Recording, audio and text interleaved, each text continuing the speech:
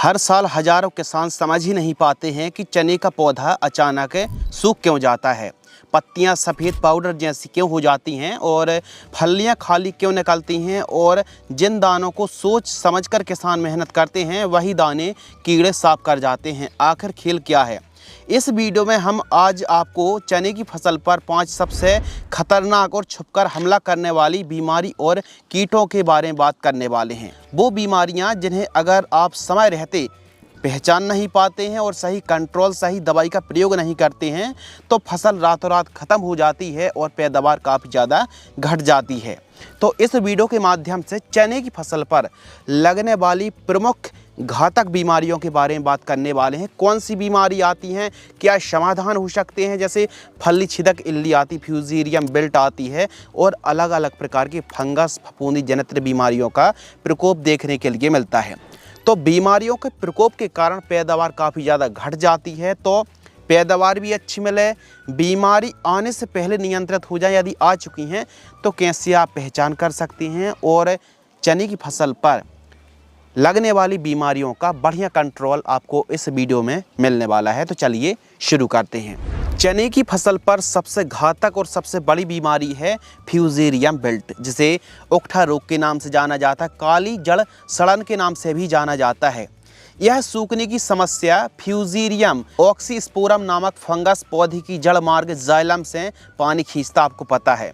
यह उसको नष्ट कर देता है जिससे पौधा सूख जाता है। तो आपको क्या करना चाहिए कि कभी भी विल्ट का प्रकोप देखने के लिए मिल रहा है तो पानी आपको हल्का देना चाहिए और यूरिया का प्रयोग ना के बराबर करना चाहिए।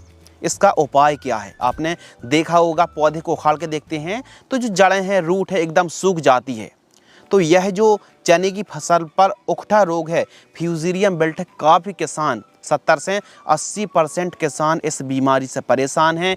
सही समय पर इसे कंट्रोल ना किया जाए, नज़रअंदाज किया जाए तो पैदावार में 50% तक या फिर 80% तक उत्पादन में फ़र्क देखने के लिए मिलता है। पौधे सूख से जाते हैं, कुछ ही पौधे बचते हैं क्योंकि उपज भी काफ़ी ज़्यादा प्रभावित होती है। तो इसे कंट्रोल कैसे किया जा सकता? मार्केट में कोई ऐसे विशेष दवाई नहीं है, विशेष फंगीसाइड नहीं है, कोई विशेष टॉनिक नहीं कि आपने स्प्रे कर दिया, सिंचाई के साथ दे दिया तो कंट्रोल मिल जाएगा। नहीं, इसको समझना पड़ेगा, इसके सिम्टम्स आपको समझने पड़ेंगे, प्लस कुछ उपाय हम आपको बता रहे हैं जिससे 80% तक आपको बढ़िया कंट्रोल मिलने वाला है। तो करना क्या है? पहला पॉइंट है क्रॉप रोटेशन, यानी आपको फसल चक्र जरूर अपनाना चाहिए। हर साल उसी खेत पर आप चने को ना लगाएं, क्रॉप रोटेशन अपनाएं, ये पहली सीढ़ी है। दूसरी सीढ़ी है मृदा और बीज दोनों को आपको उपचारित करना पड़ेगा। समझते हैं कैसे? बुआई या फिर खेत की जब आप तैयारी कर रहे हैं उस वक्त 500 ग्राम से लेकर के 1 किलोग्राम जो ट्राइकोडर्मा क्या है? यह एक फंगस है, यानी बेनिफिशियल कवक है। इसको आप आधी ट्राली गोबर की खाद या फिर वर्मी कंपोस्ट के साथ आप मिला करके एक बार बुआई के समय एवं दूसरी बार जब फसल 30-35 दिन की हो तो उस समय सेम प्रोसेस आपको करना चाहिए। यानी कुल मिलाकर के गोबर की खाद और जो ट्राइकोडर्मा है मल्टीप्लाई करके आप प्रयोग कर सकते हैं। सॉइल एप्लीकेशन से बढ़िया और बेहतरीन कंट्रोल देखने के लिए मिलता है। तो इस चीज़ को आप ज़रूर फॉलो करें और ट्राइकोडर्मा को रासायनिक के साथ बिल्कुल प्रयोग ना करें। दूसरा उपाय क्या है? बीज उपचार। बीज उपचार करने से बहुत बढ़िया कंट्रोल मिलता है। बीज उपचार आप बढ़िया, यदि हम रासायनिक की बात करें तो बाइब्रेंस इंट्रीगल आती है, 1 किलोग्राम बीजों को 1.5 ml की दर से उपचारित करके बुआई करनी चाहिए। या फिर झेलोरा फंगीसाइड 2 ml की दर से बीजों को उपचार कर सकते हैं। या फिर यूपीएल कंपनी की इलेक्ट्रॉन आती है, 2 ml की दर से प्रति केजी की दर से बीजों को उपचार करना चाहिए। यह तीनों की तीनों जो दवाई हैं वो बढ़िया है। बाकी किसान FRI पद्धति से भी बीजों को उपचार करते हैं।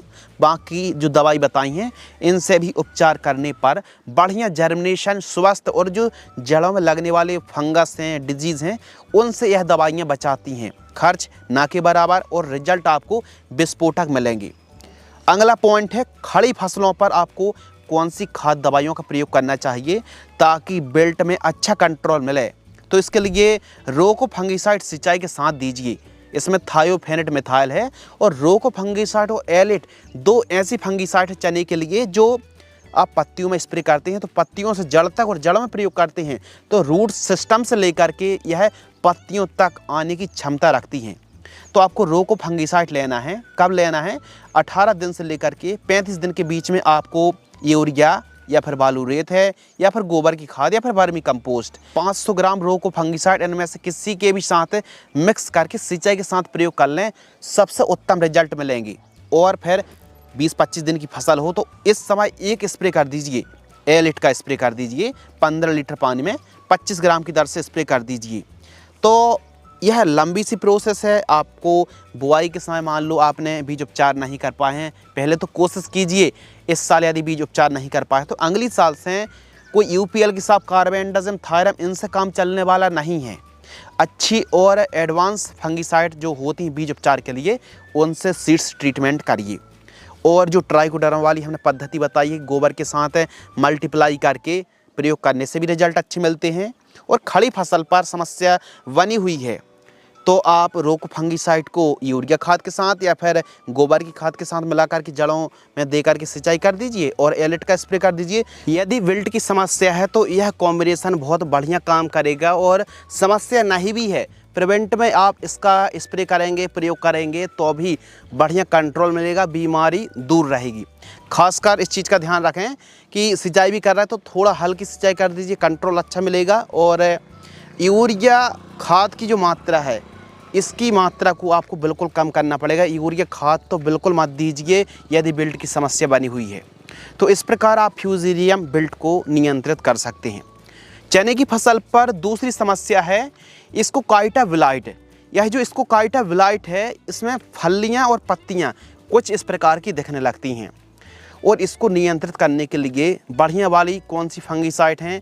35 दिन से लेकर के 60 दिन के बीच में आप कभी भी जैसे टेबुकोनोजोल और ट्राइफ्लॉक्सीस्ट्रोबिन का जो कॉम्बिनेशन मार्केट में आ रहा है नेटब्यो के नाम से 12 ग्राम 15 लीटर पानी में घोल करके स्प्रे कर सकते हैं। और कौन सी फंगिसाइड जिनका स्प्रे किया जा सकता है? डिफेनकोनोजोल और इजोक्सीस्ट्रोबिन का कॉम्बिनेशन आता है सिंजेंटा की एमिस्टार टॉप फंगिसाइड पर।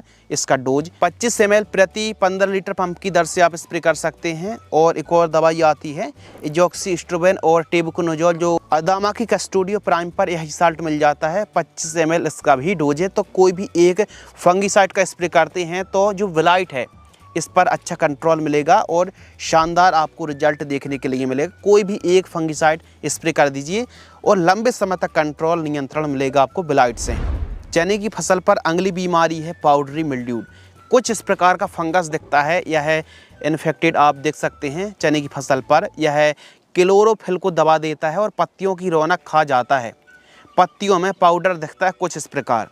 तो इसको नियंत्रण करने के लिए चने की फसल पर आप बायर कंपनी की फूलिकोर का स्प्रे कर सकते हैं जिसमें टेबुकोनोजोल का कॉम्बिनेशन है 20 ml प्रति पंप। या फिर स्वाधीन फंगिसाइड में टेबू और सल्फर वाला कॉम्बिनेशन है 40 ग्राम की दर से आप स्प्रे कर सकते हैं। सल्फर जो 80% वाली आती वो भी पाउडर मिल्ड्यू पर अच्छा काम करती है। टाटा की ताकत 40 ग्राम, इनमें से कोई भी एक दवाई का स्प्रे आप कर सकते हैं 15 लीटर की दर से। तो इस चीज़ का ध्यान रख सकते हैं। पाउडर मिल्ड्यू की समस्या आती है तो इसको भी कंट्रोल करना बहुत ज़्यादा ज़रूरी है, यह भी पैदावार को घटा देता है। अगली समस्या है फली छेदक। चने की फसल पर जब फली स्टेज पर फ्रूटिंग स्टेज पर चने की फसल होती है तो इस समय फली छेदक इल्ली का प्रकोप होने लगता है, चाहे तंबाकू इल्ली हो, सेमी लूपर्स हो या फिर कोई भी कैटरपिलर हो। तो इनकी रोकथाम के लिए बढ़िया दवाई कौन सी है? BASF कंपनी की एक्सपोनस आती है 24 ml की दर से छिड़काव किया जा सकता है। एमामेक्टिन वेंजोएट 80 ग्राम और प्रोफेनोसाइपर वाला जो कॉम्बिनेशन आता है 350 ml 150 लीटर पानी घोल करके स्प्रे कर सकते हैं। एक कॉम्बिनेशन भी शानदार है। एम्प्लीगो और इक्का, एम्प्लीगो 80 ml और कृषि रसायन की इक्का आती है एस्टाइमप्रेड 100 ग्राम, इनका स्प्रे भी किया जा सकता है, बढ़िया कॉम्बिनेशन है।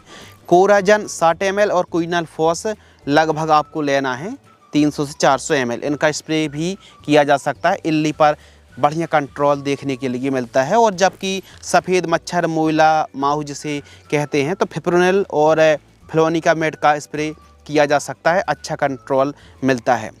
चने की फसल पर आपने देखा होगा कि कभी कभी जो सूखने की समस्या आती है वो बिल्ट से नहीं बल्कि दीमक या फिर वाइट ग्राफ से भी आ जाती है। तो थोड़ा खोद के देखिए कहीं वाइट ग्रैब सफ़ेद लट का प्रकोप तो नहीं है, दीमक का प्रकोप तो नहीं है। यदि दीमक वाइट ग्रैब दिख रहा है तो बुआई के समय ही सबसे बेस्ट ऑप्शन होता है कि आप जो दानेदार कीटनाशक मार्केट में आती हैं, फ्यूरी है, बिकोटा है, रीजेंट अल्ट्रा है, क्लोर साइपर वाला कॉम्बिनेशन आता है, इनका प्रयोग कर सकते हैं। बाकी खड़ी फसलों पर भी आप दानेदार कीटनाशक को चला सकते हैं। क्लोर साइपर आप ले रहे हैं तो 500 ml से लेकर के 1 लीटर, या फिर दानेदार कीटनाशक को खाद के साथ मिला करके आप दे सकते हैं। बेहतरीन आपको रिजल्ट देखने के लिए मिलेगा। जैसे यूरिया है, बालू रेत के साथ आप मिक्स करके प्रयोग करेंगे तो बढ़िया कंट्रोल मिलने वाला है। तो इस प्रकार बीमारियों को नियंत्रित किया जा सकता है। चने की किसान वीडियो को देख रहे हैं तो और भी विशेष जानकारी कौन सी हो सकती है। देखो, चने की फसल पर कभी कभी ज़्यादा हाइट होने लगती है या फिर फली लग भी रही हैं तो दाने बढ़िया साइज़ नहीं ले रहे हैं और हाइट बस ज़्यादा हो रही है, तो इस समय हाइट को लॉक करना पड़ेगा। कब? कम से कम 65 दिन के आसपास। तो इस समय हाइट कम हो यानी हाइट लॉक हो और वही जो एनर्जी हाइट में लग रही है अनवांटेड हाइट में, वही फल और फूलों की संख्या में वृद्धि करे। तो इसके लिए एक प्लांट ग्रोथ रेगुलेटर आती है जिसकी खुशबू मात्र से जो फसल है वो हाइट रेगुलेट हो जाती है और कंट्रोल भी अच्छा मिलता है, फल फूल की संख्या कम मिलती है। हम बात कर रहे हैं होमोब्रिसिनोलाइट 0.04% जो साल्ट आता है, बहुत ही कम मात्रा पर साल्ट दिया गया है और इसका डोज 100 ml प्रति एकड़ 200 लीटर पानी घोल करके स्प्रे किया जा सकता है। चमत्कार और लेहोसिन 220 ml, टाबोली 30 ml का स्प्रे किया जा सकता है। तो इनमें से कोई भी एक ज़्यादा अच्छा फ़ायदा गोदरेज की डबल में मिलने वाला है। तो 65 दिन के आसपास में आप स्प्रे करेंगे तो फल फूल की संख्या में वृद्धि होगी, पैदावार बढ़ेगी और रिजल्ट भी काफ़ी शानदार मिलेगा। तो इस प्रकार चने की फसल पर अलग अलग प्रकार की बीमारी आती हैं, उनको कंट्रोल करना ही बहुत ज़्यादा ज़रूरी है। और एक अच्छी पैदावार निकालने के लिए चने की खेती मेड़ विधि से, बेड विधि से खेती करेंगे तो स्पेस भी अच्छा रहता है, पौधा भी अच्छी हाइट लेता है और ज़्यादा से ज़्यादा फल फूल की संख्या में वृद्धि होती है, जड़ विकास अच्छा होता है।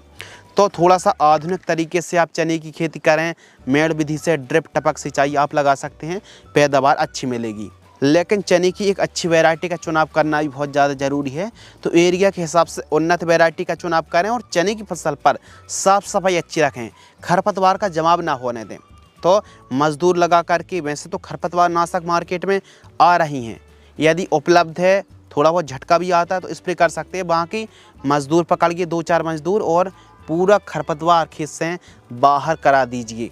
तो इस प्रकार आप चने की फसल पर खरपतवार मुक्त फसल रखेंगे तो पैदावार भी काफ़ी अच्छी मिलने वाली है। तो चने की फसल पर आज की इस वीडियो के माध्यम से प्रमुख बीमारी कौन कौन सी बीमारी आती हैं, उनका क्या समाधान है, इस वीडियो में हमने विस्तार से समझाया।